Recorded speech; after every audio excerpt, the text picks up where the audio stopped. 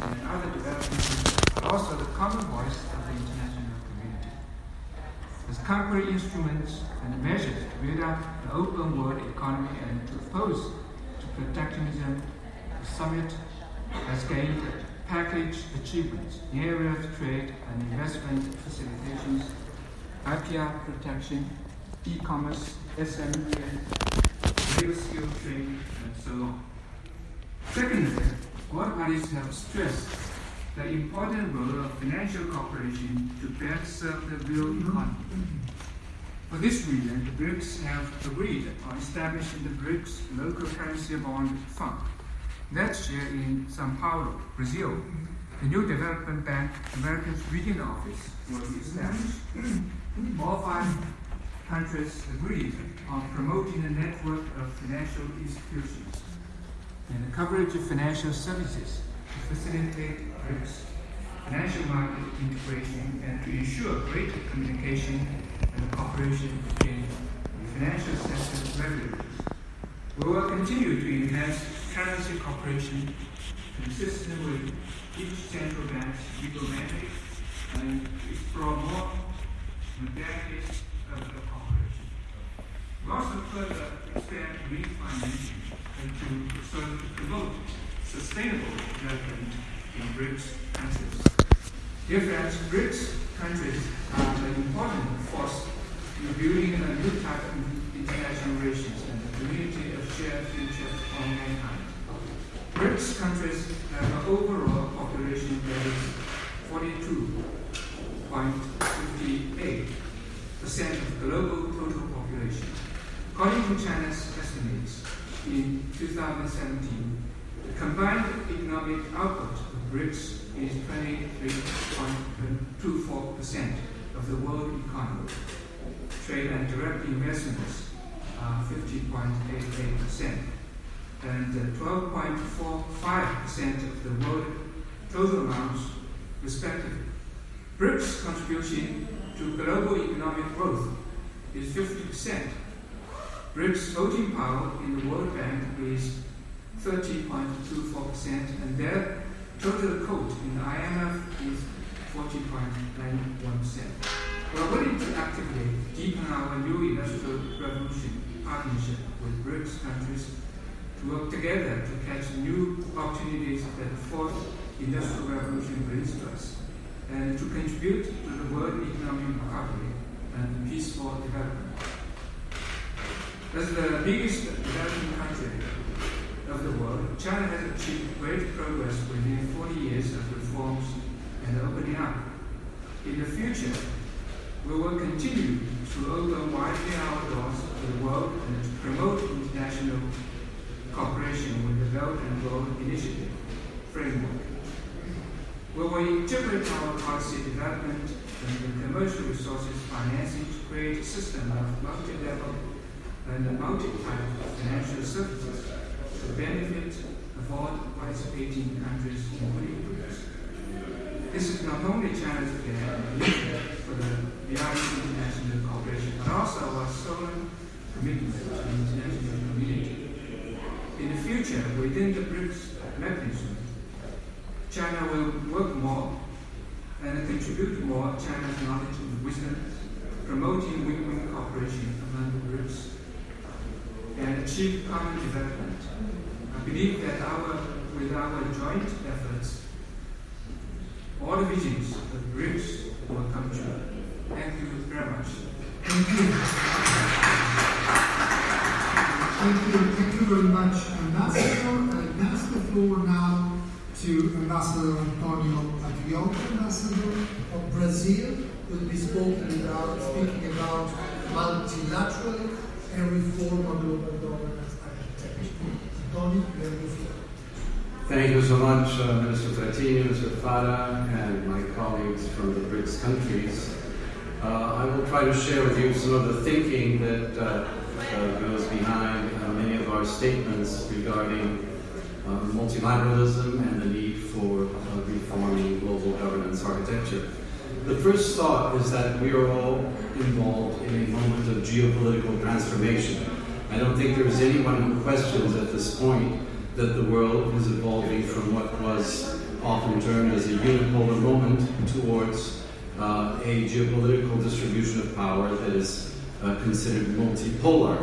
Now, the BRICS are at once an expression of this transition towards multipolarity, but also agents of a smooth transition within respect for certain rules towards multipolarity that will take advantage of the opportunities present in this transition and try to minimize the risks that may also be inherent in this transition.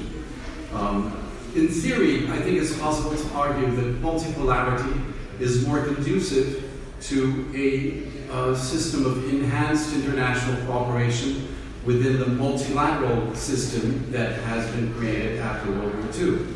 But at the same time, I think we need to recognize that multipolarity alone does not ensure for us a world order of enhanced cooperation, because you can very well have multipolarity of breakdown in communication, of a grouping of countries into antagonistic alliances, or a multipolarity of rivalry and lack of cooperation. So, what do the BRICS try to unite around? The idea of a smooth transition to multipolarity that will enhance opportunity for international cooperation. And I actually am convinced that to some degree we're already doing this, because the current challenges that the world faces require enhanced international cooperation. For the first time in the history of mankind, for example, we are faced with the challenge of climate change and global warming, which will not be handled successfully through individual countries or even groups of countries in one part of the world. It really requires the entire international community rallying around common causes. The same can be said about pandemics, about international terrorism, and a number of other global challenges. Now, what is the enemy of a smooth transition towards multipolarity that takes advantage of multilateral regimes that exist? The enemy is unilateralism, and I think it's an easy thought that we can expose, that whereas unilateralism may go unpunished in a unipolar world, in a multipolar world, unilateralism is greatly destabilizing. So, this is not only a call to virtue or a higher morality in international behavior. I think it's just a rallying call for pragmatism. If we want stability and opportunity for all our countries and societies to grow and to progress, I think we need to recognize that unilateralism will not conduce us there. But I think there are some encouraging signs that we can derive from the fact that, notwithstanding manifestations of unilateralism in the past years, and I think the most striking example of unilateralism in the 21st century was the Iraq military intervention of 2003, probably the most destabilizing unilateral manifestation of the past years. But notwithstanding these manifestations, the international community has been able to reach consensus and rally around common causes, such as in the 2030 Agenda for Sustainable Development, and in other instances as well. It's interesting to know that, for example, in the United Nations Security Council, whenever the issue is combating terrorism and violent extremism, you usually manage to reach a consensus and to rally around a common cause.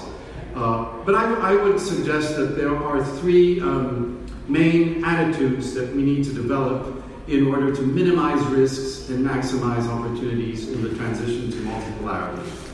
First of all, the need to reaffirm the commitment to certain mainstays of multilateralism. And I would highlight among these kind of founding stones or mainstays the rules regarding the use of force in international relations, Chapter 7 of the UN Charter. The entire UN Charter to some degree, but I think Chapter 7 is essential. The Universal Declaration of Human Rights and a few other such documents, the main rules of the multilateral trading system, as our colleague from China was mentioning. This is attitude number one. Attitude number two is to create coalitions that will denounce and reject manifestations of unilateralism. Again, not because of a sense of moral superiority, but just because it is highly destabilizing and inimical to the kind of world order that we would like to see. And the more countries will express their opposition to unilateralism, I think the stronger will be our capacity to overcome the threats that it poses. And in this respect, the size of a country doesn't really matter. I think you can go from San Marino to the largest country in the world. Every voice, including the voice of civil society and academia, is highly valued. But in third place, I think we also have to recognize that there are certain shortcomings in the way that international relations are structured today. And there are ways in which the international system needs to adapt to new challenges and to new developments. So this is the need to demonstrate an ability to adapt to new challenges, to new circumstances.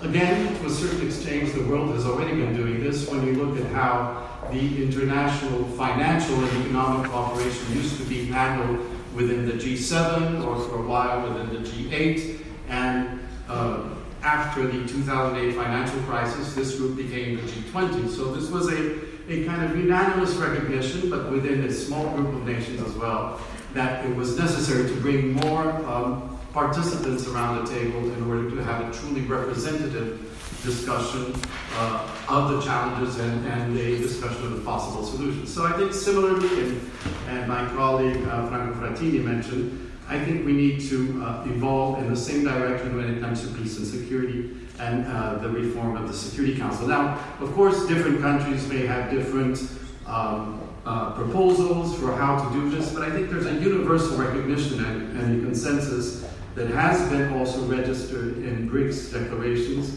that we need to evolve into a more representative, larger grouping, and I think most BRICS declarations also recognize that you need to give a stronger voice to developing countries in these larger groupings. So this is an area where I believe we will continue to engage within the BRICS groups and with other countries individually or with other groups of countries, including the European Union. I take very seriously the call that Mr. Frattini made for higher and more regular engagement between the BRICS and the European Union, for example. I think it will be very desirable, and perhaps Italy can act as a bridge in this respect. And finally, since Brazil will be assuming the chairmanship for the BRICS in 2019, we'd like to mention some of the areas where we will be providing some leadership, hopefully, and where we would like to establish priorities. This is on the basis of the recognition that the origin of the BRICS is one of coordination around financial and economic issues. Subsequently, the agenda was expanded and many other items came into play, but this is the financial and economic cooperation is where we are having the most success. So the new development bank was mentioned. I think it's a good example of how some very material and pragmatic initiatives can come out of the BRICS cooperations, and we would like to see it flourish, including through the new office in Sao Paulo. Cooperation on science, technology, and innovation. I think all our societies are aware of the importance of enhanced cooperation on these areas in order to become competitive in the 21st century, and equally through education. I very much appreciated the reference to education in this respect. Cooperation on health has become more and more important with the greater international mobility, ease of travel. We have seen how pandemics can spread quickly and how devastating they can be. I think there is a high level of expertise in all BRICS countries that are placed in different continents of the world, different climates, and have varying capacities for handling challenges. So whether it's tuberculosis, HIV/AIDS, or other diseases, including tropical diseases. And finally, cooperation on energy efficiency and the reduction of the environmental impact. And I would signal that all these objectives are part of the 2030 Agenda on Sustainable Development and are included as different sustainable development goals. So Brazil is very proud of having hosted the Rio +20 conference that gave origin, kind of kick-started the negotiations for the 2030 agenda. We would like to see the BRICS showing the way towards full implementation of this agenda. And incidentally, I'll conclude here, recognizing the excellence of the Italian commitment to this agenda, because Italy is a country where I see not only the government often refer to this agenda, but also the private sector through entities like Confindustria demonstrating an engagement with the implementation of the agenda. Thank you so much. Thank you. Thank you very much, Ambassador Patriota, for your contribution. Now, Russia. Russia will be speaking about peace and security.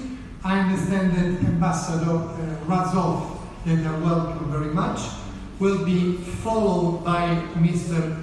Kniazev, who is the Deputy Director of the Planning Department. Please begin. Buonasera a tutti. Caro Franco, caro Professor Farah, respected colleagues,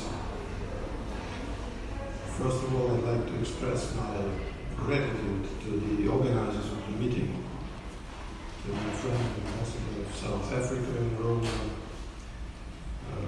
to the presidency of euri, spesi, and all other organizers of the meeting. I think it's very valuable. Frankly, when we 5 ambassadors of 5 BRIC countries met in South African embassy several months ago, speaking about the future summit in Johannesburg, my proposal was to invite, if possible, some high-level experts that are fully engaged and involved in preparatory work for the forthcoming summit. That's what I did. I'd like to introduce you my colleague, Mr. Pavel Kniazev,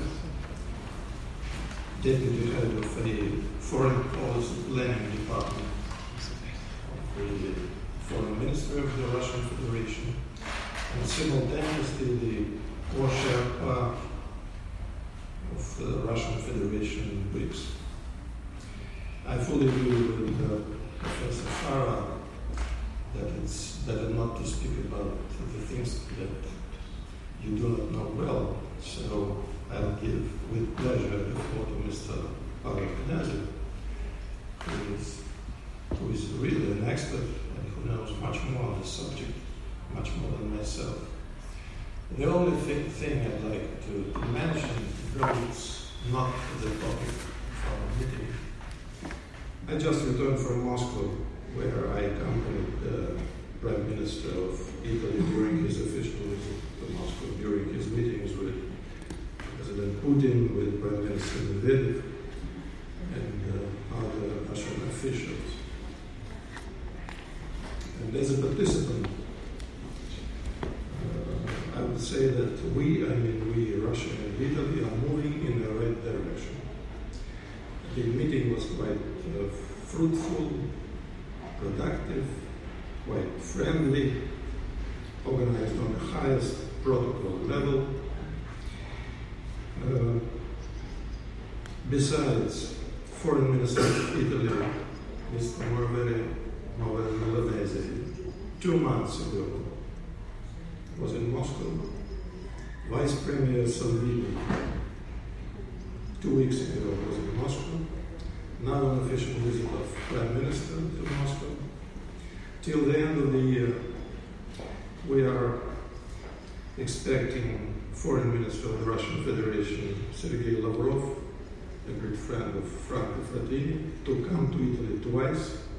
First to the International Mediterranean Conference in November in Rome, and then in the first week of December to Milano for the Foreign Ministers meeting of OSCE. We are also planning a session of the Joint Intergovernmental Commission for Trade and Economic Cooperation. So all in all, That's what I want to say. Maybe it's interesting to the audience. We are moving in the right direction. Russia will take place on a high level, I hope, in a national conference in Palermo next month, on Libya, and so on and so forth. So I'm very being a Russian ambassador to Italy and fully engaged in those affairs, and absolutely satisfied with this tendency. And now, if you do not object, I will look for Mr. Pavel Knežev. Thanks. Sure. Thank you, Excellency. Excellency, distinguished President Franco Frattini, distinguished Professor Para.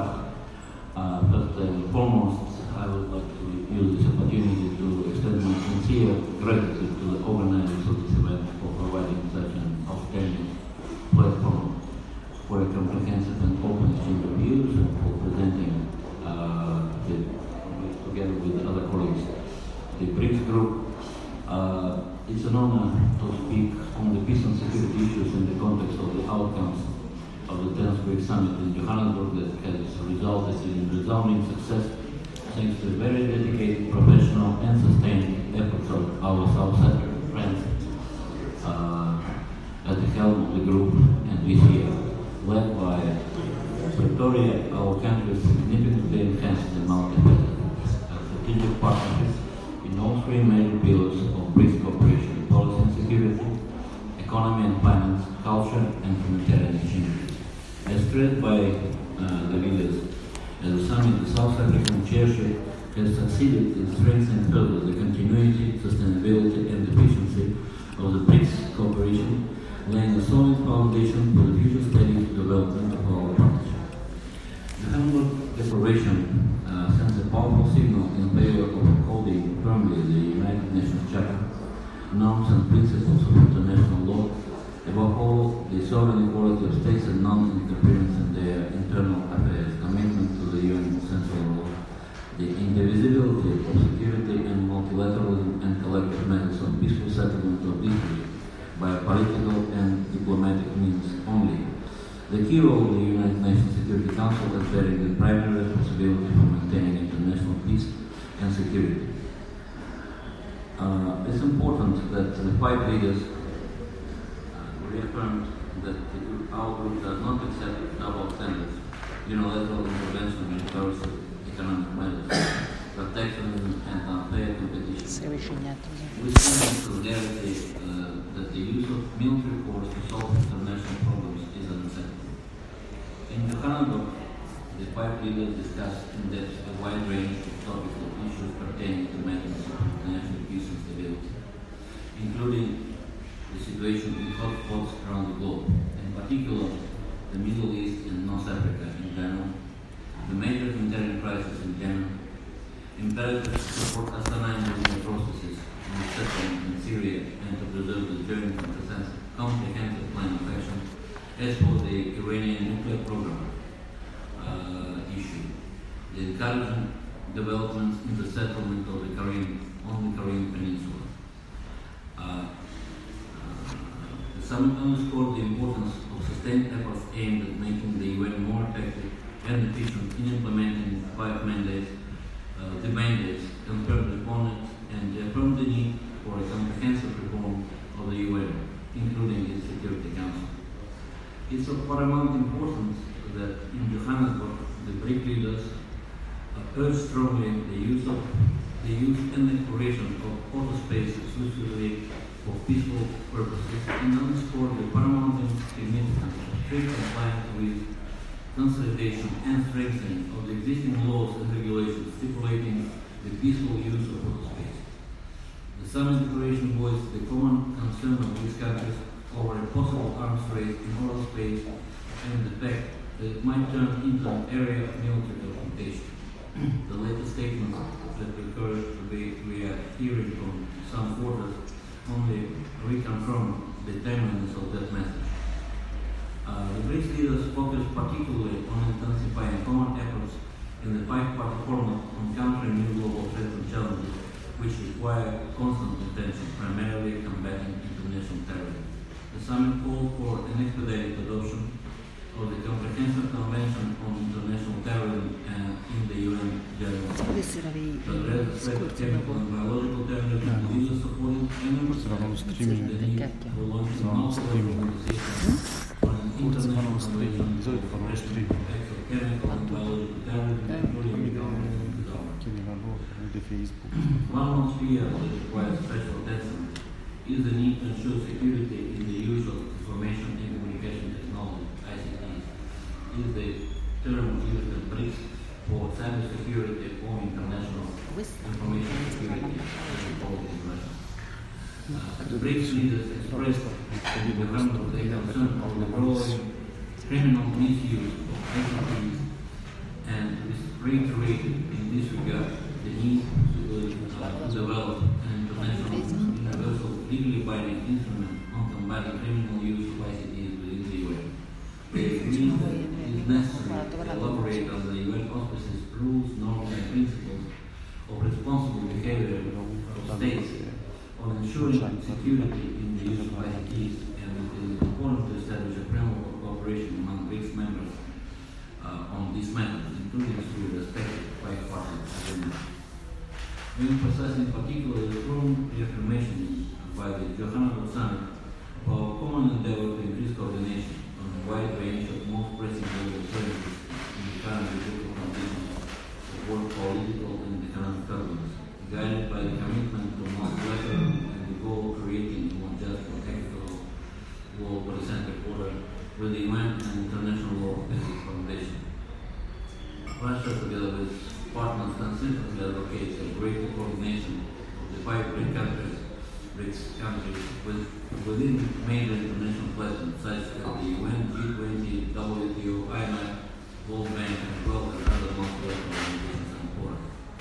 BRICS is a relatively young but steadily progressing forum as an influential player in the world politics and economy, as an engine of the global economic growth and a vibrant example of an emerging multipolar or polycentric world. The strength of BRICS' common position comes from the flexibility of its democratic decision-making process based on consensus.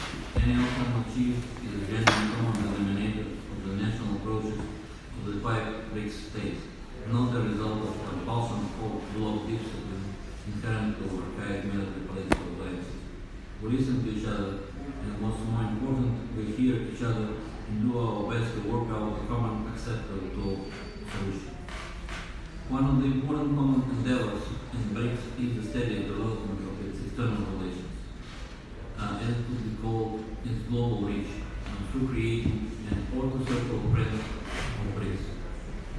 The BRICS Plus forum grew out of the outreach forum first launched in Equity in 2013, and these two forums have already proved themselves as effective mechanisms of dialogue with like-minded partners from all over the world. As it has been already referred to by the ambassador of South Africa, the Johannesburg Summit has been unprecedented in the rich number and the global scope of on the BRICS platform, the BRICS dialogue the substantive discussions during this remarkable event, yet another proof of significant generated among others, emerging markets and development. This shows also that BRICS remains an open-minded group with a shared desire to make our world a more secure, fair, and just place. We believe that this is creating an important platform to dialogue that will contribute to the integration processes around the globe in the defense plan.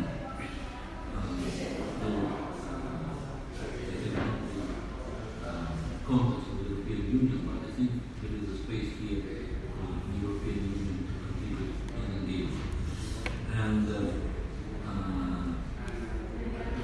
in closing, as I mentioned earlier, one of the emblematic features of BRICS cooperation is emphasis on continuing and extending once again the Russian appreciation to South African friends for a very diligent, cooperative, and fruitful teamwork led by Ambassador this year. We look forward already to the upcoming Brazilian BRICS chairmanship, which will bring undoubtedly another fruitful year of the 23rd Awards and BRICS cooperation in the interest of the five peoples of our country. Thank you very much.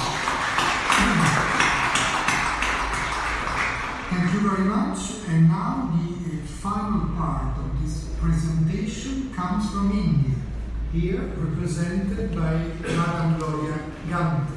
You have the floor. Thank you very much, Professor Franco Frattini, President SIOI, Professor Gian Maria Fara, President euri, distinguished ambassadors and my colleagues, ladies and gentlemen. I'd like to first start by saying that I'm really delighted to announce that Prime Minister Fonte has just this morning had a very successful visit to India, and he had a bilateral meeting with our Prime Minister, Mr. Modi, and India-Italy relations are also on new heights, and our ambassador is unfortunately not able to be here because she has accompanied Prime Minister there. So I'm really delighted to be here and to announce that really this friendship between India and Italy is also growing, as the friendship among BRICS is also increasing and growing closer day by day. So I'd also like to thank the South Africa for organizing this BRICS feedback seminar and inviting us. The 10th edition of the BRICS Summit was a significant landmark in our collective endeavor to bring prosperity to 3.1 billion people. As we collectively are home to 41% of world population, people-to-people exchanges have emerged as one of the important pillars of BRICS engagement. It has been for centuries established that when people from diverse cultures and backgrounds know and understand one another and gain skills that they need to contribute as citizens and leaders, they form the global partnerships that provide a firm basis for global security, economic stability, and tolerance. Indian Prime Minister Modi, in his first BRICS summit at Fortaleza, emphasized that people should be at the heart of BRICS. BRICS should develop a people-centered approach to inclusive development. A number of initiatives across different spheres have been taken to further this. And one such is the focus on the youth. The youth today are the future, and this has been recognized by the leaders of BRICS. And so far, they have encouraged regular contacts of the youths among all these BRIC countries. And the 4th BRICS Youth Summit was held from 16th to 21st July in Free State. The 3rd BRICS Young Scientist Forum was also held in Durban in June. And there was also something which was very interesting for me as a diplomat to actually find out while doing some work on this, was the 4th Young Diplomat Forum, and where young diplomats come together to share their experiences and learn from each other to meet various challenges that they're facing. The emphasis is therefore on unlocking the potential of youth, learn from each other and understand each other's differences and challenges. There is also, as Ambassador Soni mentioned, that the Women's Forum has also a good focus, and furthermore, there is a Women Parliamentarian Forum as well within the BRICS. And there is also effort to make BRICS Women's Business Alliance. So there is also a gender focus. And as the only woman in this panel, in fact, for me, this is a good pleasure for really to talk about the focus that BRICS has on women. And even during the interactions, there are special focus on our lawmakers, which is an important aspect, because as they make laws, women can give a balanced view of the law from a different gender point of view as well. And the role of women in peace and security have also been underlined in international relations.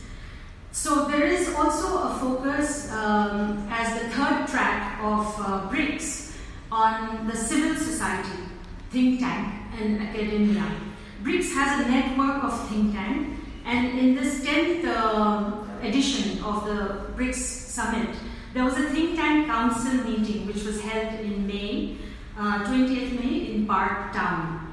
And so there are a lot of progress that we have been making in the BRICS in terms of people-to-people contacts. There is also the Civil BRICS Forum, a meeting of civil society organization, was also organized in Johannesburg.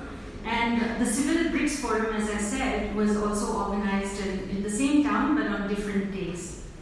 There's a BRICS Friendship Cities and Local Government Cooperation Forum, which was held on 28th and 29th June in East London. The BRICS Academic Forum was also held in Johannesburg. So another aspect of this people-to-people exchanges is tourism. It's tourism which brings people together, and this has really seen an uptick in the number of travelers within BRICS, especially when in Russia the football World Cup took place. All the BRICS governments are taking positive strides in promoting tourism and giving opportunities for the people to be in contact with each other, interact with each other, and learn from each other's culture. And there is also, as Ambassador Soni mentioned, a working group on tourism, which is looking at the cooperation in this sector. And in fact, there was also a tourism ministers meeting, which takes place within the BRICS forum. The other aspect is the cultural exchanges that are very important. And the role of culture as one of the drivers of the fourth industrial revolution was acknowledged in the declaration. And a number of events are held to promote cultural exchanges, including the third BRICS Film Festival, which took place in Durban. We recognize also the need to further deepen cooperation in this field, and so South Africa had, at the 10th edition of the BRICS Summit, proposed a draft BRICS Treaty on co-production of films to further promote cooperation in this sphere and to showcase diversity of BRICS culture. Prime Minister Modi also had suggested conducting a workshop on film technology and include music in the ambit of BRICS cultural cooperation.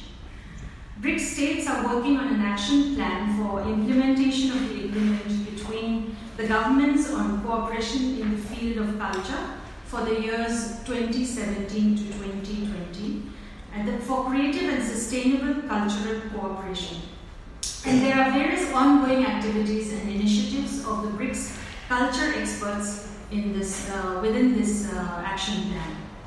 Another very important aspect that is leading not only to people-to-people contact but also the well-being of the people is the sporting events. Sporting activities do no doubt help in creating an army of young stakeholders that will ultimately carry forward this partnership. So South Africa successfully hosted the third BRICS Games from 17th to 22nd July in Johannesburg, and considerable progress has been made in establishing the BRICS Sports Council. BRICS may be a path of non-violence throughout the world. People-to-people exchanges among BRICS countries help in forging new friendships, deepen relations and mutual understanding between BRICS peoples in the spirit of openness, inclusiveness, diversity and mutual learning. And all the governments are committed to invest in this endeavor. The people-to-people exchanges are the ones that lend freshness and vibrancy to the BRICS Corporation. And BRICS, as we see, is a bridge connecting north, east, west, and south of the geographies that we are in. And people being the core strengths, especially the youth, there is a lot of investment among leaders because they are the ones who will ultimately take this relationship forward. With that, I also wish Brazil to take forward the 11th summit, and I wish you all the best. Thank you.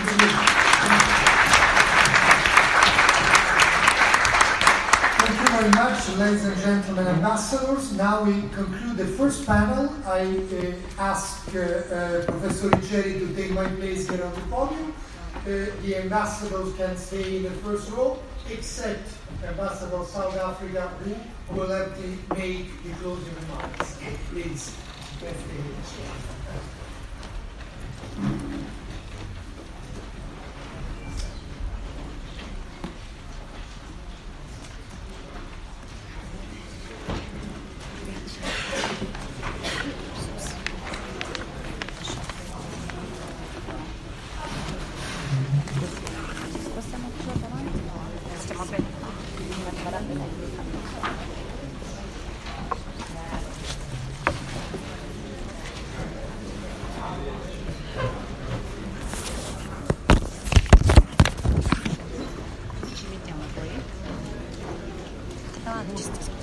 Se c'è, c'è un posto più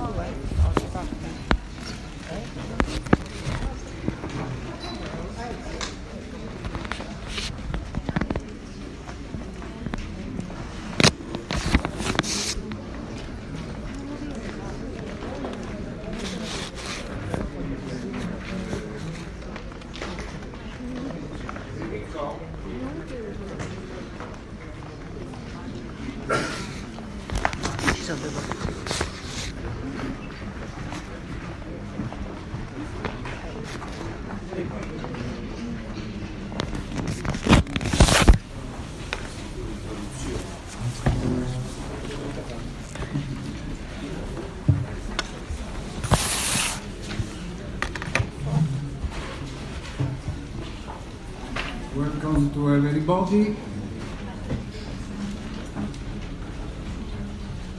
Before having the time for questions and answers, we organize a second section with the comments by Italian experts. And so we have one expert, Dario Fabbri. He's a docent at COI and scientific counsel of magazine Limes, specialized in international policy, and a member of our laboratory on BRICS, Enrico Molinaro, which is also the Secretary General of Italian Network for Euro-Mediterranean Dialogue.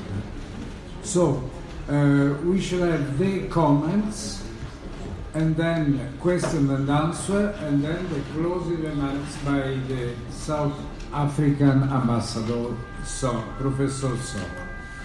Alors, what is your impression, mind, ideas about the BRICS summit? Thank you all for being here. I'll be quick. In 5 minutes, it's not that easy to express a few thoughts on the BRICS, but I'll try. Especially when we think of the BRICS going forward, to understand what it'll be with the BRICS in the future.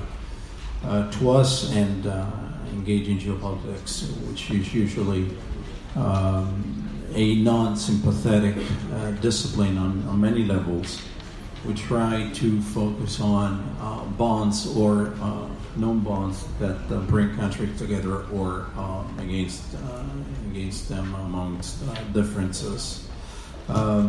Here, I think when we look at the BRICS, there are some issues that we should try to tackle to understand whether this grouping, which is a very interesting and worthy grouping, whether it has a future, a concrete one, a serious future.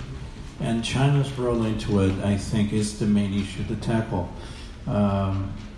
Those countries that we saw today here they're mostly bound towards China, or at least they're more bound towards China than how bound they are towards themselves. China is the main pillar of the grouping, mostly because it's the most important economy, of course, in the grouping. And what China wants the BRICS to be, I think, in the future, it will be. It will mostly depend on China, what the future holds for the grouping. Something else that we should try to understand, to figure out, is, for example, what India and China would do in the same grouping, for example. We know that China would like, and I asked the ambassador here to explain to me whether this is true or not, but from what we read, from what we hear, China would like to bring into the grouping more countries, especially smaller ones, from the developing world, and India so far has been opposing such a move, because India would think that such a move would dilute India's clout inside the grouping. And maybe this is one of many international forums where China and India are together, and they don't see eye to eye when it comes down to many issues. And going forward, looking at the future, India and India-China relationship will mostly shape the BRICS. Then we have Brazil here. We have the ambassador in the first row. And Brazil, of course, has been the past few hours at the forefront of news around the world, because it's just elected a new president, as we all know.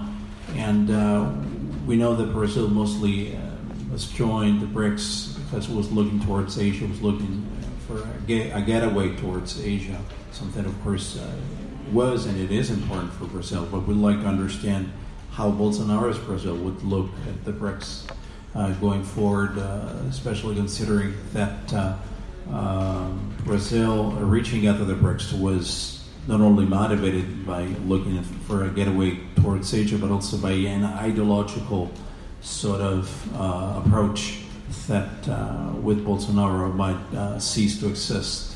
As we all know, that Bolsonaro, at least judging by some speeches, statements, he would like mostly to look northward to the United States than towards China. But of course, Brazil could do both things going forward. But also Brazil's role into the grouping is important to understand the future of it.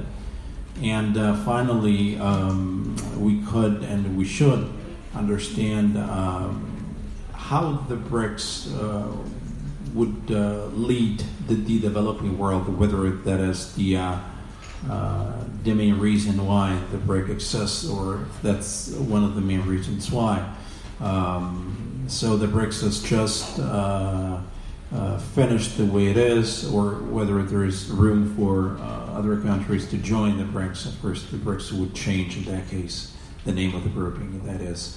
And what kind of relationship the BRICS countries would like to have with the United States going forward, and how much of the relationship must pass through China when it comes down to BRICS relationship with the United States.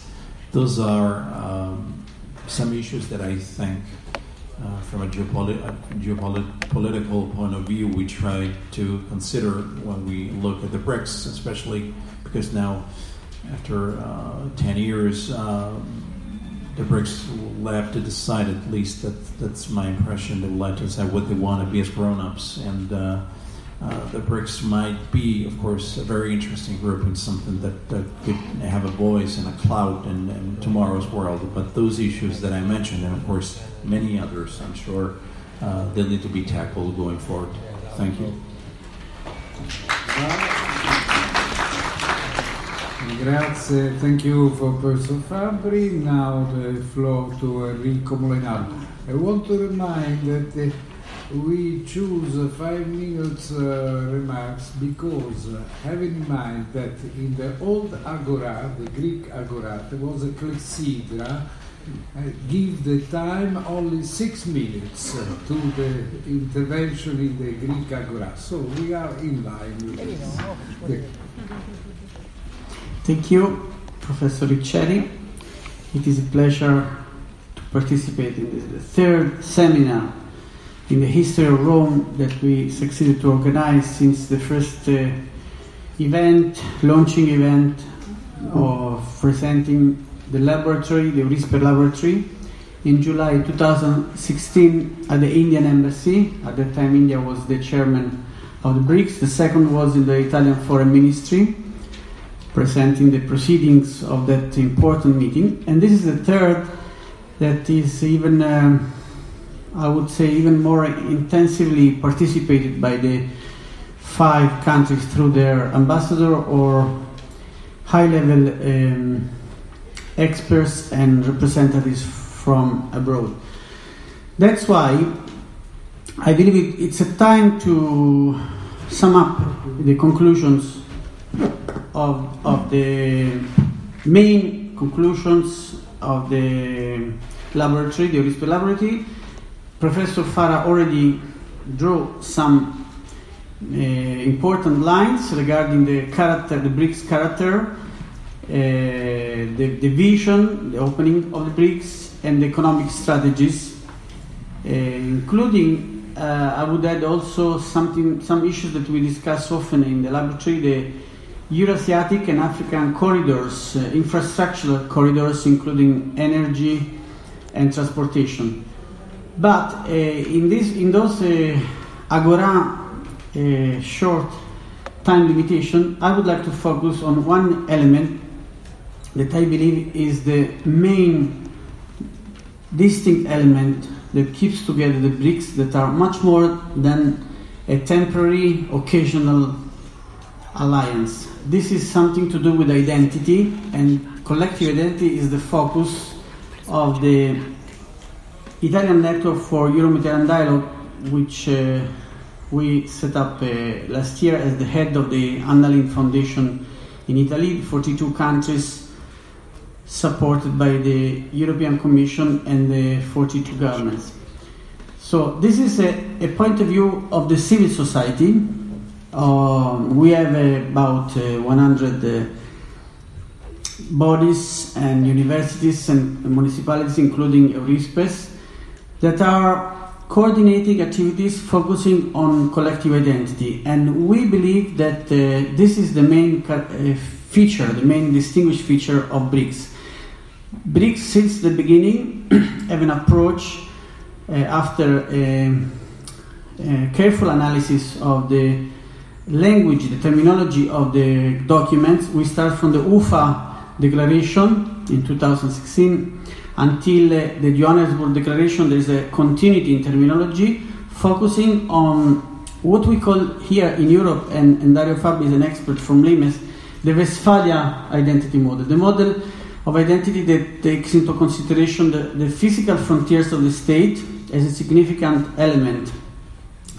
From this point of view, the approach is cooperative, but it also wants to introduce an element of stability, political, economic and security stability, vis-à-vis the political and financial chaos that was faced since the BRIC were set up 10 years ago.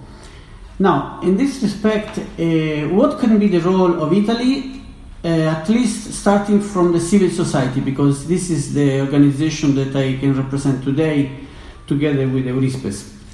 We believe that all the speeches were taking into consideration, especially the last speech by the Indian representative, the role of the civil society. And what Italy can do is to have a leading position in proposing new ideas. One possible idea that was discussed also recently in an Italy-Russia conference organized by Marco Riccieri, Eurispes, on migration, could be a permanent forum, Italy-BRICS, on cooperation and development. This is a new proposal because we do believe, according to what we heard also today, that Italy can have a role, a crucial crossword role between European Union, the Mediterranean, and the BRICS. We are ready to support this proposal vis-à-vis the BRICS organization. We already discussed this idea with the South African embassy, and this idea was actually raised initially by the Chinese ambassador at the FAO during the first seminar at the Indian embassy, giving our RIDE APS, this Network for Euro-Mediterranean Dialogue in Italy, a role in building this bridge between BRICS and the Mediterranean. From this point of view, we believe that we can go from nice ideas to concrete and practical proposals, because what is stable today is the attitude, as the Russian ambassador mentioned a few minutes ago, of a positive attitude towards the 5 countries, the 5 BRIC countries, and this is a point on which all the BRICS laboratory has a consensus, believing that BRICS should be considered as such, not only as an element composing of 5 different countries, but an organization, a cooperation by itself. From this point of view, I believe that this is could be, with all modesty, an historical starting point, this meeting today. If you go to Google, you can see that a few minutes ago the national news agency, ANSA, already published a report about our meeting, and I hope it will have a further echo, both in English and in Italian, and we're ready to give you our best cooperation. Thank you. So we have very important questions on the table. Alors, questions and answers, please. It's occasion, the ambassadors are here, and some remarks. Sergio Arzeni. No, come here, please. There is a microphone here. Okay. Don't hesitate. It's an opportunity to have questions and answers. International cooperation to work need a secretariat. Ambassador Patriota, please come here. And the Russian colleague, please come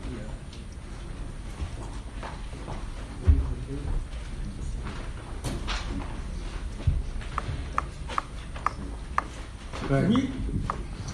International cooperation initiatives need a secretariat to be a catalyst that works over time from one meeting to another. With the G20 has the OECD as a sort of technical secretariat, informal technical secretariat of the G20, and a great deal of initiative proposal documents are prepared by the OECD Secretariat. And the follow-up is carried out by the OECD, World Bank, IMF. The BRICS have now this new development bank, which is a sort of financial operational tool, but it's not enough. This is why I think that some permanent forum should be organized to give this, to build this sort of informal secretariat. Second, I think that the BRICS can have the opportunity to strengthen the South-South trade that has already started developing over the last 10 years.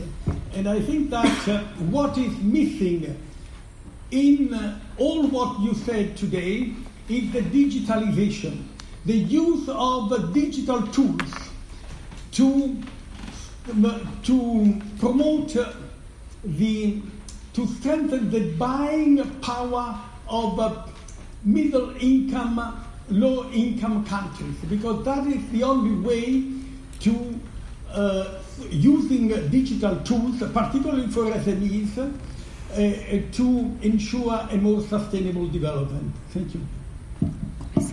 Thank you, Sergio Azzeri was former General Director of OECD in Paris for small and medium enterprise, and now is the chairman of an international association always for small and medium enterprise. Just to introduce you, Sergio. Some other questions? Everything is clear, please. Professor Parenti, expert of geopolitics. Thank you, good evening. Just a short question about the Brazilian election, this new Bolsonaro posture that can create maybe some problems to the BRICS unity. I would like to know your opinion and point of view about possible consequence of the new election in Brazil, new political contest regards to the BRICS stability and possible problems. Thank you.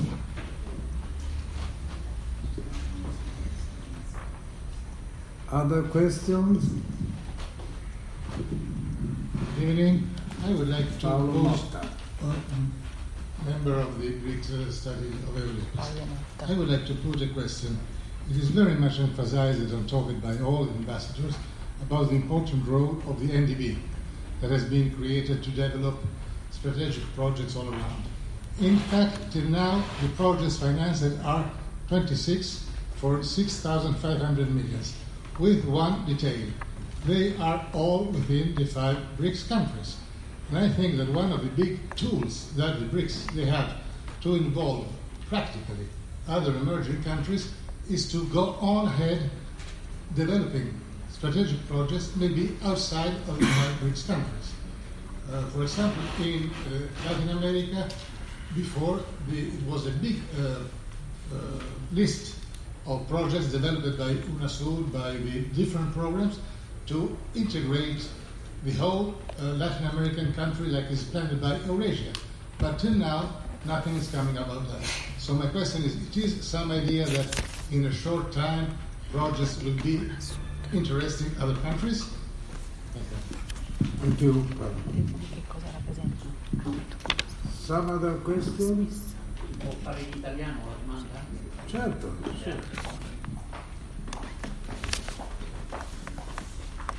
Buonasera. Adesso non so se è in tema con la discussione, ma io mi chiamo Giovanni Cipriani e curo da molti anni un ente che si occupa di cultura, ma sono sempre stato convinto che la cultura e l'impresa, quindi l'economia e la cultura, devono camminare insieme. La domanda che vorrei fare, cioè l'informazione che vorrei chiedere, io sto in questi mesi monitorando un po' quelle che sono le regioni del sud Italia, le 10 regioni del sud Italia, che mi è stato detto che raccolgono solamente il 5% globalmente dell'attrazione di capitali esteri da parte di tutto il mondo. Allora vorrei chiedere un consiglio agli esponenti BRIC, cosa possono fare queste regioni del sud Italia per essere più attrattive verso le economie di questi paesi che stanno emergendo in modo meraviglioso. Grazie.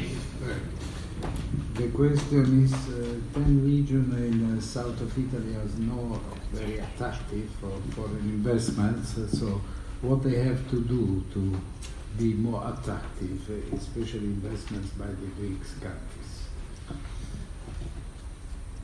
Some other questions? Allora, we have, if we can go to the answer, we have on the table the comments of the experts with very key geopolitical questions, and one proposal how to organize, if it is possible, to organize a forum, permanent forum between BRICS and Italy, and the other questions that arise from the public. Mr. Pavel? Well, Thank you.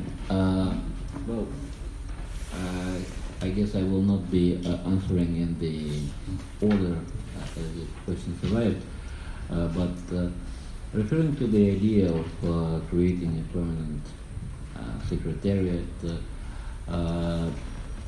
this is something considered within the group, but the group is still young, the group is still developing. At the moment, there are no plans to enlarge the group itself, and we think that the optimal way, at least for now, is to continue the model when the current chairmanship serves as a temporary secretariat for the year, providing continuity to the previous chairmanships with the assistance of other partners in the group. The secretariat is a feature of an organization. It's something which might actually distract a lot of effort and a lot of attention from the real task, at least currently, as we see it, enhancing our dialogue and better understanding of different facets of different approaches.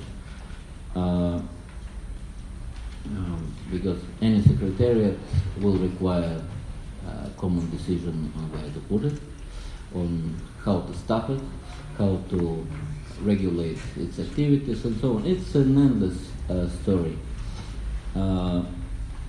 which anyone dealing with the UN, or be it EU institutions, or be it OEC institutions, is very well aware of. That it's might be a long bureaucratic way which we do not wish to engage right now. And at least this is our feeling, how our partners feel. Of course,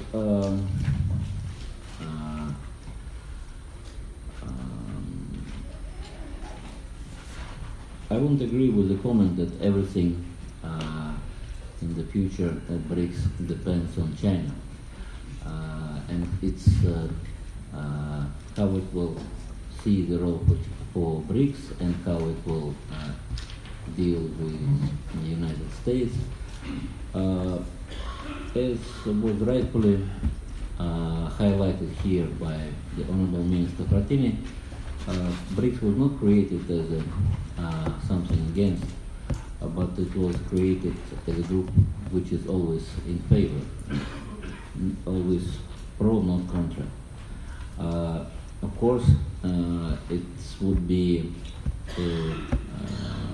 not true to say that all and each and every decision in BRICS is easily agreed to. There are different facets of positions in the group. It's not so easy to sometimes to arrive to a common decision, but that's the strength of the group. It's multicultural, civilizational, I would say, which enriches the final outcome, and the diversity of the membership of this small but very vibrant and dynamic group is, to a large extent, its strength.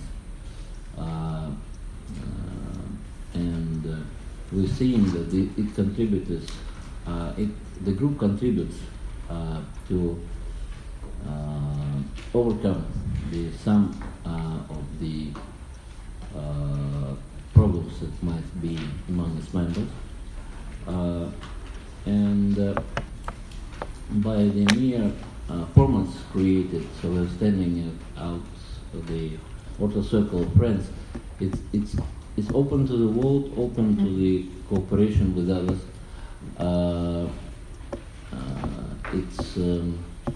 I think BRICS would be open to establishing some kind of dialogue, cooperation means I'm not sure that European Union would be interested in creating any permanent forum with BRICS, frankly speaking. But lately we had contacts with the missions of the European Union expressing interest on learning the outcomes of the Johannesburg summit. We know that they approached the chairship, they approached the ministers of foreign affairs in other BRICS countries. So there is a growing interest, and BRICS, as being a positive group, is of course open for possible venues of cooperation. I'm sure that Ambassador Patriota will be saying about the future active role of Brazil under the new presidency of His Excellency Bolsonaro. But on our Russian side, I would say that we are convinced that this group has been created in the interest of the 5 peoples comprising this, of the 5 countries. And it's not an ideological response to the West. It's a common interest, which we think that we are sure and we stand ready to continue our close cooperation with Brazil and with other partners in the group in the interest of our peoples, first of all, which will contribute in itself this new, as they say, the global south. Though being from a northern country is sometimes a bit strange to be called part of the global south. Nevertheless, we look very much forward, and we are ready to contribute to this better engagement of emerging economies and developing countries. Thank you.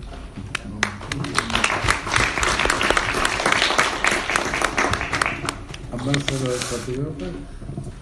Thank you. Maybe I'll start by commenting on some of the 2 interventions, because I think it's important also to clarify what BRICS is not. BRICS are not an alliance. I think that is wrong terminology. NATO is an alliance. The Warsaw Pact in the past was an alliance. The singularity and the specificity of BRICS is a forum that brings together very diverse countries, diverse in their political institutions, diverse in their economy, which share certain common interests. But these interests don't necessarily overlap across the entire range of international issues. You will have quite different positions among the BRICS countries if you look at their voting pattern, for example, at the General Assembly or the Human Rights Council, etc. So I think it's a first clarification that's very important, because it will also help clarify why the talk of a secretariat is probably inappropriate, or at least premature at this point, because there's a flexibility inherent into the way that the BRICS countries have been meeting at regular intervals, which is actually considered quite satisfactory by the 5 countries. We don't feel a need for any additional institutionality, precisely because these are, countries with very mature diplomacies, with their own very sophisticated and well-developed network of diplomatic contacts, embassies, with a global presence around the world, and where the interest in the conversation and in the effort at coordination, where coordination is possible, is precisely in trying to share the different perspectives that come from different regions in the world, and some of their specific privileged possibilities for dialogue. So I don't see a secretariat as a necessity at this point, and probably we will continue to meet in the same format, with the rotating presidency exercising a certain, let's say, coordinating and leadership role as it assumes the presidency for 1 year. I also won't resist commenting on the idea that the future of BRICS depends on China and on China-India relations. Much will depend on China, of course, because China is becoming the number one economy in the world. I think maybe the future of Asian geopolitical dynamics depend to some extent on China-India. But I think it's an exaggeration to say that the future of BRICS will depend on these two countries, no matter how important they are, because, in fact, in my view, the future of BRICS depends on a number of other players that are outside the BRICS, including the United States, the European Union, Africa, the Middle East, and world institutions as such. I would also recall, because it was said that Brazil joined the BRICS in order to have a window towards Asia, that there was a kind of a matrix that preceded BRICS, which is called IBSA, India, Brazil, South Africa, 3 developing country, multi-ethnic democracies that joined forces in 2003 before the BRICS summit was ever, or before a summit of BRICS countries was ever conceived. Brazil didn't need the BRICS to have a window towards Asia. China became number 1 trading partner for Brazil, also at the mid 2000s. China is a strategic partner for Brazil, as is India, as is Russia, as is South Africa. We don't really need the BRICS in order to have strong bilateral ties with any of these countries, or to have strong bilateral ties with Asian countries. I would also recall that Brazil is a country with the largest community of Japanese descendants in the world, and this is a community that has lived in Brazil for more than 100 years. So the ties between Brazil and Asia are very old and very solid. They don't depend on this kind of configuration. And where I see the future of this configuration leading is towards and I agree with those who mentioned culture today, because what the BRICS has helped to create is a kind of sensation of being comfortable with different diplomatic traditions, countries that have gone through different historical experiences in their part of the world, countries that are very invested in multilateralism, and how can they contribute and cooperate in order to ensure that we have an international order and an international system that is not only beneficial to the BRICS, but that is beneficial to the entire international community as such. To the extent that the BRICS continue to perform this role, I am sure that the Brazilian government will continue to be very engaged. And to make a final comment on the elections in Brazil, it's a little bit early. He was only elected on Sunday.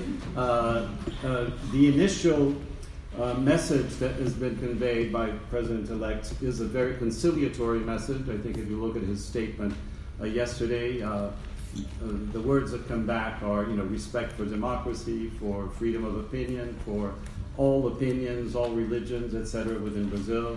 One thing is electoral rhetoric, another thing is governing. Of course, we will have to wait and see how this translates into policy. But I would also make another point where Brazil has a certain singularity, a certain specificity within the Americas, which is the fact that in Brazil, every single head of mission, every single ambassador around the world is a career diplomat. And every single diplomatic operator in Brazil is a career diplomat. So these are people who have, let's say, permanent, medium to long-term interests of the country in their DNA. They have been formed to defend these interests, very much like the armed forces in a given country.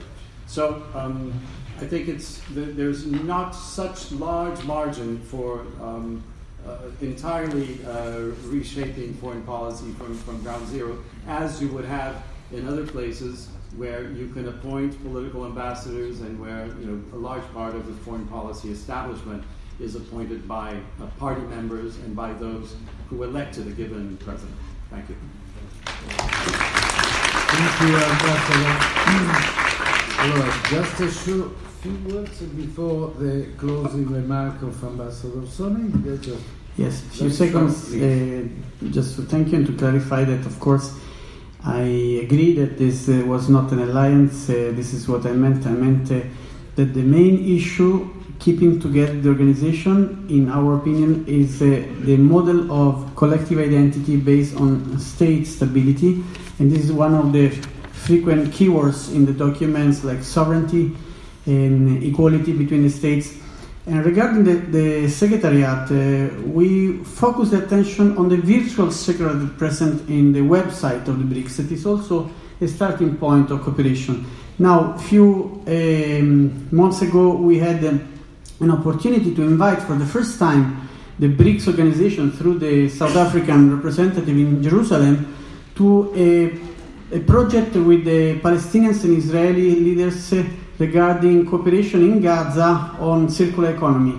This will be presented next month in the Med Dialogues conference in Italy, and I think it could be a starting point of a cooperation in view of other opportunities. Thank you. Allora, closing remarks, Ambassador Professor Sa. Thank you very much. You know, I came to Italy on the 18th of February, and as I went to pay courtesy visits to my colleagues, my first meeting with Euristes and Soy, I tabled this proposal to have this workshop. So it's like listening to a boy that just came out of kindergarten. So I want to thank all of you for having confidence in the proposal and making it a reality. In particular to Soy and Euristes for immediately agreeing to be our strategic partners, and for Soy to give us this beautiful building to have this event in. Thank you very much. To our partners in BRICS, as the ambassador of Russia commented, we met formally and we committed to make this event a success, and I think we will continue this dialogue going forward. We also formed a working group from each of our embassies, so you'll see that the presentations were quite sequential, there wasn't too much of overlap and so forth. So I want to personally, and on behalf of all the ambassadors, thank the working group. We know that you have done a lot of work, and from our embassy, Anna Marie Moulton was responsible for coordinating it, so thank you very much. And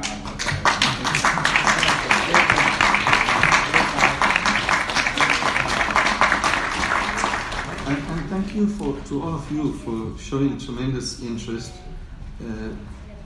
I would also like to congratulate Brazil for taking over the chair, and I'm sure that all of us from BRICS and friends from around the world will support you and wish you all the success in all the endeavors. Now, just a last comment. We particularly positioned this feedback session in Italy, and I think already you've made some proposals. We welcome it. I think it must be circulated to all 5 embassies. We will send it to our headquarters, to the desk responsible for BRICS. I think there is a meeting of the Sherpas soon, so we will support that. In the areas of SMME, I think there's a lot that can happen in the areas of science, technology, education. On the NGO side also, there could be great opportunities. And we spoke about endeavors to build bridges in Palestine. You'll find that it's also covered in the final minute. So we're open to work with all of you and most of the organizations. My last comment is, I think today we are going beyond the left-wing, right-wing politics. It was so encouraging to listen to India brag about your Prime Minister visiting. It was so interesting and encouraging to listen to Russia brag about Italy and the high level of visits. I just come back home from 10 events that were hosted between Italy and South Africa. But while I was in South Africa, the Italian Foreign Ministry had a meeting of African foreign ministers and Italy foreign ministers, which was supported by the African Union. Now, who would have said for 4 months ago that this government will be able to reach out So it doesn't matter who is in government. I agree with the point that my colleague from Brazil makes. It is stable public servants that will carry this organization, professionals. It serves our communities. And our communities, there's a huge outreach program where our ministries go out to the various communities to provide feedback session and also to receive input before the BRICS summits. To my colleagues who participate in BRICS and people, friends that I've met from the other BRICS countries, they say to me that the BRICS negotiations is the toughest in the world because we agree on what we don't agree on and we're willing to have those discussions. So I think it's a new model. It will continue to contribute value, and I invite all of you to join us on this journey. Thank you very much.